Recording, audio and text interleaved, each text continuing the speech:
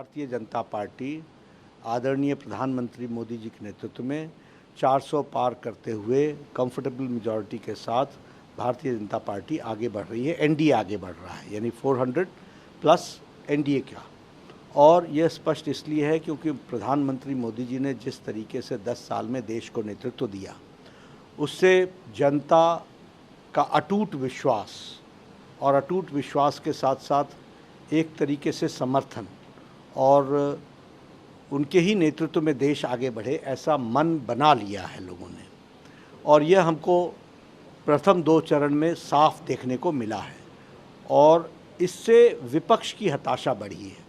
और विपक्ष की हताशा बढ़ने के बाद उनका जो हमेशा फूट डालो, राज करो, लोगों को गुमराह करो, इस राजनीति को उन्होंने स्थापित करते हुए आगे बढ़ने का काम पकड़ लिया है। अब वो बहुत ही डीप डिप्रेशन में चले गए हैं और इस कारण से वो इस तरह की राजनीति कर रहे हैं जो समाज को बांटे। अभी जो उनका मैनिफेस्टो आया, वो मैनिफेस्टो उनका हिडन एजेंडा स्पष्ट बताता है। वो हिडन एजेंडा क्या है? जो उन्होंने आंध्र प्रदेश में किया, जो उन्होंने कर्नाटक में किया। क्या किया उन्होंने?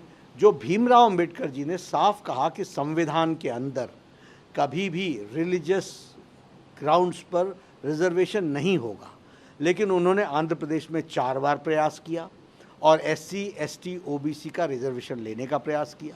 कर्नाटक में उन्होंने ओबीसी का रिजर्वेशन लेकर के मुस्लिम को दिया, जो हमारी सरकार ने उसको निरस्त किया। और आंध्र प्रदेश में कोर्ट के कारण ये नहीं हो पाया, लेकिन उनकी मानसिकता साफ थी। वही उन्होंने अपने मैनिफेस्टो में भी माइनॉरिटीज़ के नाम पर, माइनॉरिटीज़ मतलब कांग्रेस की माइनॉरिटीज़ का मतलब मुस्लिम माइनॉरिटीज़, उनको और उनके लिए भी वो भला नहीं कर रहे हैं, उनका वो भला नहीं चाहते हैं। वो सेपरेटिस्ट एटीट्यूड को लेकर के, डिविजिव फोर्सेस को लेकर के अपीजमेंट की पॉलिटिक्स कर रहे हैं और अपीजमेंट की पॉलिटिक्स, तुष्टीकरण की पॉलिटिक्स में उन्होंने किया। अब इतने फ्रस्ट्रेट हो गए, इतने ज़्यादा बौखला गए हैं कि अब वो डीप फेक वीडियोज़ लेकर के आ रहे हैं। और हमारे गृह मंत्री जी का जो वीडियो था, वह वीडियो स्पष्ट रूप में बता रहा था कि एससी, एसटी, ओबीसी के हितों की हमेशा रक्षा की गई है और हमेशा रक्षा की जाएगी। लेकिन उन्होंने उसको फेक वीडियो बना करके समाज में भ्रांति फैलाने की बात की। और सबसे दुख की बात यह है कि यह तेलंगाना के इन्वेस्टिगेशन बता रहे हैं कि तेलंगाना के मुख्यमंत्री के टेलीफोन से यह सोशल मीडिया में अपलोड हुआ। और इन इंडिया अलायंस के नेताओं को शर्म नहीं आती, ना इनकी पार्टियों को शर्म आती है। इन्होंने इसको वायरल कराने का प्रयास किया। यानी आप, you are part and parcel of the divisive forces and you are in such deep depression कि आप ये डीप फेक कार्य को आप आगे बढ़ा रहे हो। तो इस तरीके की बातचीत। और सच्चाई क्या है कि हम 400 पार की बात क्यों कर रहे हैं? क्योंकि हमने देश के भले के लिए काम किया। अगर हम बात करें धारा 370 को धाराशाही किया, तो वो प्रधानमंत्री मोदी जी के नेतृत्व में हुआ। उसी तरीके से 3 तलाक सुप्रीम कोर्ट बोल चुकी थी। एक यूपीए वालों में हिम्मत नहीं थी इसको करने के लिए, प्रधानमंत्री मोदी जी की इच्छा शक्ति हुई। नारी शक्ति वंदन विधेयक वो पारित हुआ और कोर्ट के माध्यम से अगर फैसला मिला राम जन्मभूमि का, तो उसको भी प्रशस्त किया। लेकिन ये 400 हम जीत रहे हैं, इसको इससे डिप्रेशन में आकर के, बौखलाहट में आकर के, यह भ्रांति से गुमराह करने की कोशिश कर रहे हैं ताकि हमारा नंबर घटे। ऐसा होगा नहीं।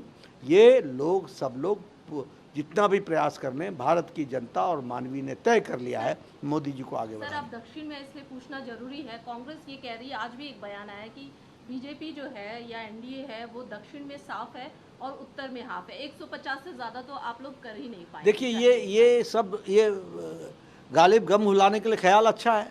आप भुलावे में रहिए। तमिलनाडु में भी हमारा वोट शेयर बढ़ रहा है, सीट भी आ रही है। कर्नाटक में हम पूरी की पूरी तरीके से रिटेन कर रहे हैं।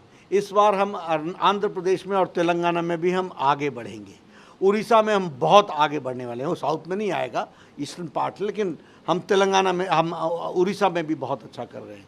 ईस्ट में हम वेस्ट बंगाल में बहुत अच्छा कर रहे हैं। और हम मध्य प्रदेश, छत्तीसगढ़, राजस्थान, आगे उत्तर भारत की जितने स्टेट्स हैं, इसमें तो वो कहीं दिख ही नहीं रहे हैं, उनके कैंडिडेट ही नहीं मिल रहे हैं।